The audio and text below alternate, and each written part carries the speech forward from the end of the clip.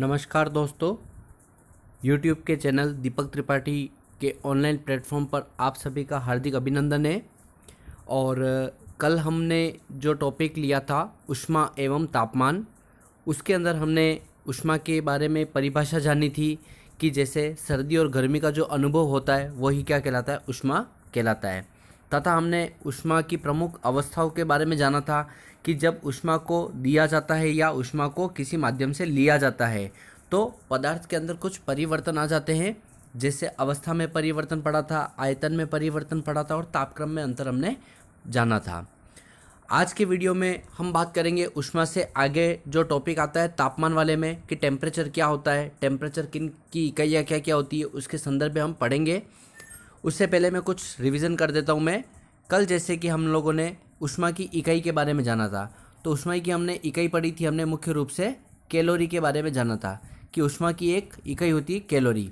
Calorie क्या होता है कि 1 ग्राम पानी का तापमान 1 डिग्री सेल्सियस तक बढ़ाने के लिए जितनी ऊष्मा की ज़रूरत होगी वो क्या कहलाएगा, कैलोरी कहलाता है। उसके बाद हमने सेंटीग्रेटेड हीट यूनिट के बारे में पढ़ा था कि सेंटीग्रेटेड हीट यूनिट क्या होता है कि 1 पौंड पानी का तापमान 1 डिग्री सेल्सियस तक बढ़ाने के लिए जो ऊष्मा की ज़रूरत होती है उसे क्या कहते हैं, CHU कहते हैं। और फिर हमने पढ़ा था ब्रिटिश थर्मल यूनिट के बारे में हमने पढ़ा था कि 1 पौंड पानी का तापमान 1 डिग्री फ़ारेनहाइट तक बढ़ाने के लिए जो ऊष्मा की ज़रूरत होती है उसे क्या कहते हैं, ब्रिटिश थर्मल यूनिट कहते हैं।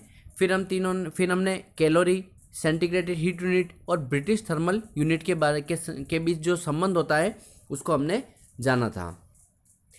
ठीक है। फिर हमने बात करी थी ऊष्मा के प्रमुख साधन के बारे में बात करी थी, ऊष्मा के स्थानांतरण की विधियों के बारे में जाना था, जैसे चालन, ठोस के द्वारा जब ऊष्मा का एक स्थान से दूसरे स्थान में जब प्रवेश होता है तो उसे चालन विधि कहते हैं। इसी प्रकार संवहन और विकिरण को पढ़ा था, ऊष्मा के प्रभाव को पढ़ा था और कुछ हमने विशिष्ट पदार्थों की विशिष्ट ऊष्माओं के मान जरूर पढ़े थे। आज के टॉपिक में हम जो पढ़ने वाले हैं उस टॉपिक का नाम है ऊष्मा एवं तापमान, उसका भाग 2 चल रहा है और उसमें हम पढ़ेंगे ऊष्माधारिता। आइए जानते हैं ऊष्माधारिता क्या होती है। ठीक है। ऊष्मा की वह मात्रा जो संपूर्ण पदार्थ के 1 डिग्री सेल्सियस ताप वृद्धि के लिए आवश्यक होती है। मतलब जैसे कि समझना, ऊष्मा के संपूर्ण पदार्थ की बात कर रहा है। जैसे कि मैंने बोला ये एक बर्फ का टुकड़ा है, ठीक है। अब इस बर्फ के टुकड़े में 1 डिग्री सेल्सियस तापक्रम की वृद्धि के लिए जो ऊष्मा की आवश्यकता होगी उसे क्या कहेंगे, ऊष्माधारिता कहते हैं। ऊष्माधारिता का फॉर्मूला, ऊष्माधारिता को Q से डिनोट करते हैं और इसका फॉर्मूला क्या होता है, पदार्थ का द्रव्यमान और पदार्थ की विशिष्ट ऊष्मा का जो गुणनफल होता है वो क्या कहलाता है, ऊष्माधारिता कहलाता है। जैसे देखिए ऊष्माधारिता को किससे डिनोट करेंगे हम, Q से। Q इजिकल टू क्या होगा, M इंटू एस, और ये जो डेल्टा T ये क्या है, टेम्परेचर की बात कर रहा है यहाँ पे। ठीक है। देखिए नेक्स्ट बात करेंगे ऊष्माधारिता की इकाई क्या होती है, जूल प्रति केल्विन क्या होती है, ऊष्माधारिता की इकाई होती है। पदार्थ में ऊष्मा जो धारिता होती है, ठीक है, वो उसका फॉर्मूला क्या होता है, मतलब M यानी क्या हो गया, द्रव्यमान, S मतलब स्पेसिफिक हीट यानी विशिष्ट ऊष्मा पर डिग्री सेल्सियस। ठीक है। नेक्स्ट बात करते हैं हम कैलोरीमीटर की। देखिए कई बार प्रश्न सीधा सीधा आता है कैलोरीमीटर क्या होता है, या फिर पदार्थों की विशिष्ट ऊष्मा तथा जल तुल्यांक ज्ञात करने के जो काम आता है वो किससे ज्ञात किया जाता है, कैलोरीमीटर से ज्ञात करते हैं। यानी किसी पदार्थ की विशिष्ट ऊष्मा ज्ञात करनी हो तो किसका प्रयोग करेंगे, कैलोरीमीटर का प्रयोग करेंगे, या जल तुल्यांक ज्ञात करना हो तो किसका प्रयोग करेंगे, कैलोरीमीटर का प्रयोग किया जाता है। यह तांबे के एक आकार, बेलनाकार आकार का एक पात्र होता है। इसमें द्रव को हिलाने के लिए एक विडोलक का प्रयोग किया जाता है। एक तांबे के आकार का एक पात्र होता है, बेलनाकार पात्र होता है, इसमें जो द्रव होता है, ठीक है, उसको हिलाने के लिए किसका प्रयोग करते हैं, विडोलक का प्रयोग करते हैं। और कैलोरीमीटर का प्रयोग क्या है, विशिष्ट ऊष्मा तथा जल तुल्यांक को ज्ञात करने के काम आता है। नेक्स्ट बात करते हैं हम टेम्परेचर के बारे में। तापमान क्या होता है, देखिए हमने ऊष्मा की परिभाषा पढ़ी थी, ऊष्मा की, है ना। ऊष्मा की परिभाषा क्या थी कि सर्दी तथा गर्मी, सर्दी यानी कि मैं बात करता हूँ विंटर, है ना, यानी कि विंटर एंड, और हम गर्मी की बात करेंगे जैसे हीट की बात करता हूँ, ठीक है। सर्दी तथा गर्मी जो हम महसूस करते हैं वो क्या कहलाती है, ऊष्मा कहलाती है। तथा हमें कितनी सर्दी लगी और कितनी गर्मी लगी है उस तापमान को मापने के लिए, ठीक है, या उस ताप को मापने का कार्य क्या कहलाता है, तापमान कहलाता है। ठीक है। तो ये ऊष्मा की एक प्रकार की अवस्था है, इसकी इकाई क्या होती है, डिग्री होती है। दो वस्तुओं का तापक्रम एक हो सकता है चाहे उसमें ऊष्मा की मात्रा अलग अलग क्यों ना हो।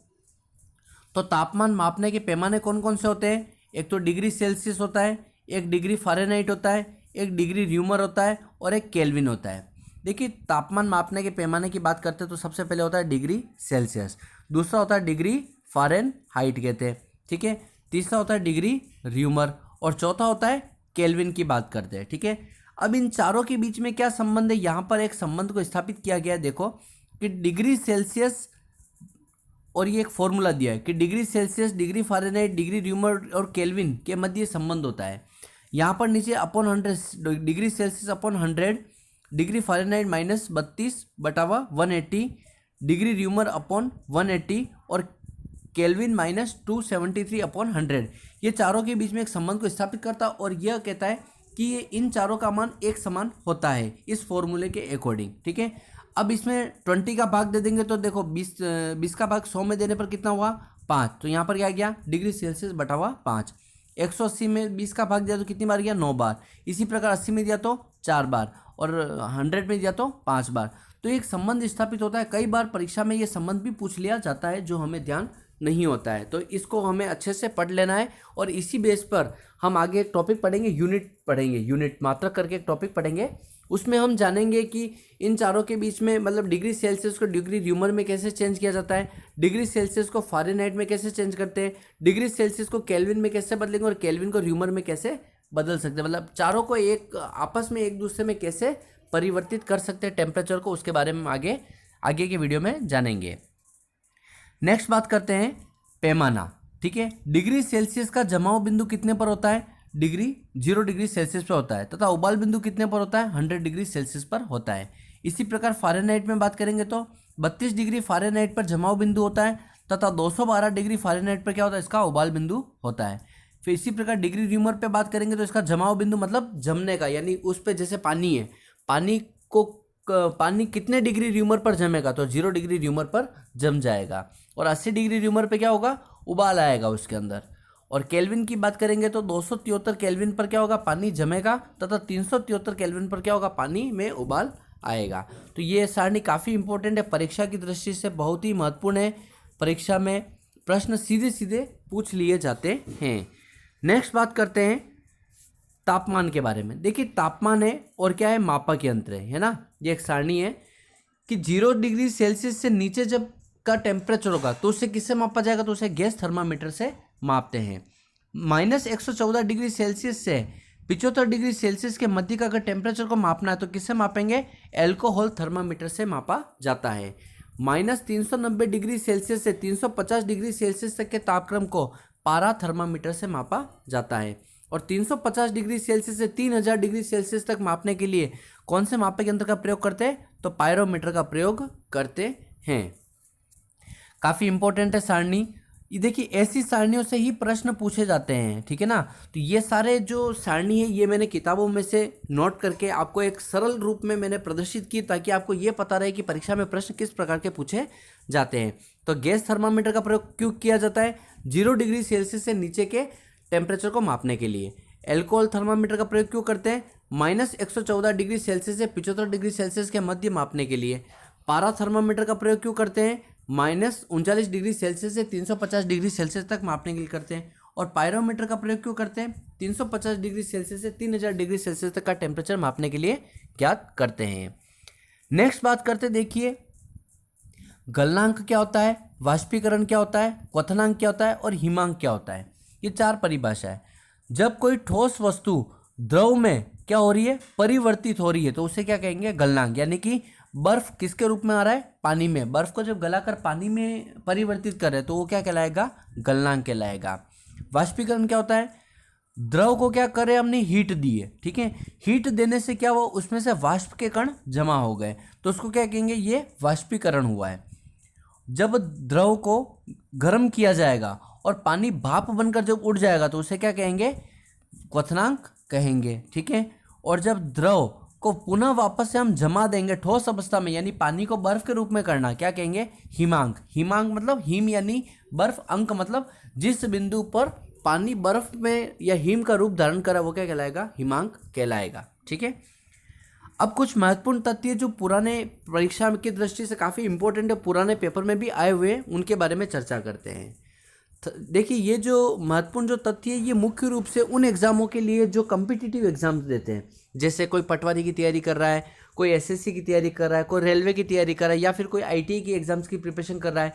ठीक है ना, उन एग्जाम में ऐसे प्रश्न पूछे जाते हैं कभी कभी, तो उनका भी मैंने समावेश किया है। देखिए प्रश्न नंबर 1, थर्मस फ्लक्स में जो वस्तु होती है उसमें 29 घंटे तक क्या होती है? स्थिर रहती है। यानी कि इसका मतलब ये कि हमारे घर में जो थर्मस होता है, जैसे कि हम कभी कभी गर्म चाय को थर्मस में डाल देते हैं और उसका टेम्परेचर कब तक सेम रहेगा? तो 29 घंटे तक उसका टेम्परेचर एक जैसा रहता है। ठीक है ना, यानी किसी भी थर्मस फ्लक्स में वस्तु का जो तापमान है 29 घंटे तक क्या होगा? एक जैसा रहता है। 29 घंटे के बाद में उसके तापमान में परिवर्तन शुरू हो जाता है। जैसे कोई ठंडी वस्तु तो वो गर्म होना शुरू हो जाएगी, और गर्म वस्तु तो क्या होगी? ठंडी होना शुरू हो जाएगी, यानी रूम टेम्परेचर के इक्विवेलेंट होना शुरू हो जाती है। पायरोमीटर, भट्टी आदि के ऊंचे तापक्रम मापने में प्रयुक्त है। देखिए पायरोमीटर का हमने यहाँ चर्चा करी थी कि पायरोमीटर का प्रयोग होता है वो 350 डिग्री सेल्सियस से 3000 डिग्री सेल्सियस तक का प्रयोग होता है। तो इसको घुमा करके कैसा पूछा गया है कि भट्टी के लिए ऊंचे तापक्रम नापने के लिए किसका प्रयुक्त होता है? तो पायरोमीटर का होगा, क्योंकि भट्टी में कोई भी चीज़ होगी तो वो हाई टेम्परेचर पर गर्म की जाती है। अब पायरोमीटर होता है कौन से सिद्धांत पे काम कर रहा है? तो पायरोमीटर थर्मोकपल के सिद्धांत पर कार्य करता है। नेक्स्ट बात करेंगे, थर्मोकपल किस प्रभाव पर? सीबेक प्रभाव पर कार्य करता है।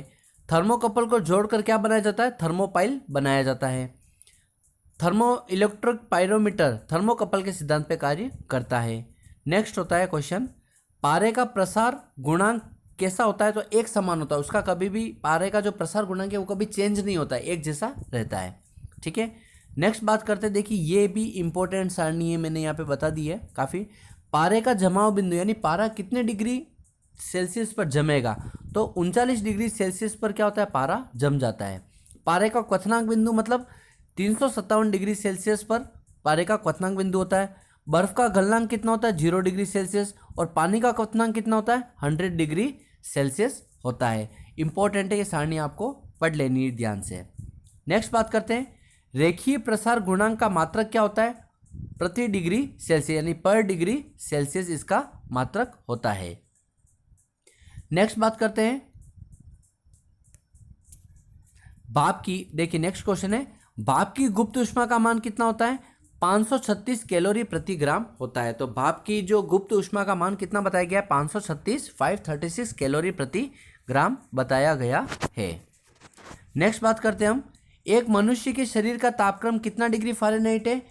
98.4 डिग्री फ़ारेनहाइट है। मतलब एक मनुष्य के जो शरीर का जो तापक्रम है वो फ़ारेनहाइट में कितना होता है? 98.4 डिग्री फ़ारेनहाइट होता है। ठीक है, तो यह मान र्यूमर में कितना होगा? तो 29.51 डिग्री र्यूमर होगा। हालांकि ऐसे प्रश्न मैथमेटिकल बेस पर किए जाते हैं। अब यहाँ पर मान लो एग्जाम में यहाँ पे कुछ और आ गया तो आप क्या करोगे? तो इसके लिए जो मैं नेक्स्ट टॉपिक जो बनाऊंगा मात्रक वाला, उसके अंदर हम इसको अच्छे से जानेंगे कि फ़ारेनहाइट को र्यूमर में कैसे चेंज करते हैं, सेल्सियस को र्यूमर में कैसे बदलते हैं, र्यूमर को सेल्सियस में कैसे बदलते हैं, एक दूसरे को परिवर्तित करना मैं आपको सिखाऊंगा। नेक्स्ट बात करते हैं, MKS पद्धति में ऊष्मा की जो इकाई है वो क्या है? किलो कैलोरी है। तो MKS पद्धति में जो ऊष्मा की इकाई मानी गई वो क्या मानी गई? किलो कैलोरी मानी गई है। थर्मोस्टेट का कार्य क्या होता है? तापमान को नियंत्रित करना क्या कहलाता है? थर्मोस्टेट का कार्य कहलाता है। ऊष्मा सदैव उच्च तापमान से निम्न तापमान की ओर बढ़ती है। ये तो ऑब्वियसली काफ़ी सिंपल क्वेश्चन है। जैसे कि ऊष्मा, मैं बोलता हूँ कि अगर जैसे कि कोई पानी है वो 100 डिग्री सेल्सियस पे गर्म है, ठीक है, तो क्या होगा? वो हाई टेम्परेचर से क्या होगा? रूम टेम्परेचर की ओर मतलब कम होती होती वो धीरे धीरे पानी क्या होगा? ठंडा होगा। ठीक है ना। नेक्स्ट बात करते हैं, ऊष्मा को किससे मापते हैं? तो अभी हमने चर्चा करी थी कैलोरीमीटर से ऊष्मा को मापा जाता है। तो आज के चैप्टर को हमने समाप्त कर दिया है। तो ऊष्मा और तापमान वाला जो चैप्टर है वो पूरी तरह कंप्लीट है। चाहे कोई से भी कॉम्पिटिटिव एग्जाम की प्रिपरेशन कर रहे हो, चाहे आप पटवारी दो, चाहे आप रेलवे का एग्ज़ाम दो, चाहे एसएससी का एग्ज़ाम दो, या चाहे आईटीआई के एग्ज़ाम दो, हर एग्ज़ाम में इन चीज़ों के बाहर से कोई भी प्रश्न नहीं आता है। इसका पार्ट 1 वाला वीडियो मैंने पूर्व में अपलोड किया है, आप वहाँ जाकर देख सकते हैं। और आज मैंने पार्ट 2 का वीडियो अपलोड किया है। दोनों को कंबाइन करके पूरा टॉपिक कंप्लीट हो जाता है। आशा करता हूँ विद्यार्थियों आप सभी को समझ में आ रहा होगा और आपके रिव्यू थोड़े मुझे कम नज़र आ रहे हैं। कुछ लोगों का इंटरेस्ट इसमें काफ़ी अच्छा नज़र आया और कुछ लोगों का इंटरेस्ट काफ़ी कम आया है, ठीक है ना। तो अगर आपको वीडियो में कोई कमी लग रही है तो मुझे कमेंट करके बता सकते हैं ताकि मैं उसमें सुधार कर सकूं। और अगर आपको वीडियो पसंद आ रहा है तो आप इसको अधिक मात्रा में शेयर कर सकते हैं, उन विद्यार्थियों तक पहुंचा सकते हैं जिसको इसकी अभी तक जानकारी प्राप्त नहीं हुई है, ठीक है ना, और जो पढ़ना चाहता है। क्योंकि लॉकडाउन के टाइम पीरियड में अभी देखिए, वैसे सच बात तो ये कि किसी का भी पढ़ने में मन नहीं कर रहा होगा, लेकिन मैं आपको बता देता हूँ परीक्षाएं जब सामने आएगी तब हमें बिल्कुल भी पता नहीं पड़ेगा कि हमें क्या पढ़ना है क्या छोड़ना है। तो अभी से आप तैयारी करते रहे, अभी से नोट्स बनाते रहिए। और देखिए अगर आपके पढ़ने का मन नहीं कर रहा है तो कोई बात नहीं, आप रिटर्न नोट्स बनाना तैयार कर दीजिए। परीक्षा की जब डेट आएगी तब आप उसको रीडिंग मारोगे तो मेरी इतनी गारंटी कि आप उसे अच्छे से याद कर लोगे। धन्यवाद दोस्तों, कल मिलते हैं नए चैप्टर के साथ में। धन्यवाद।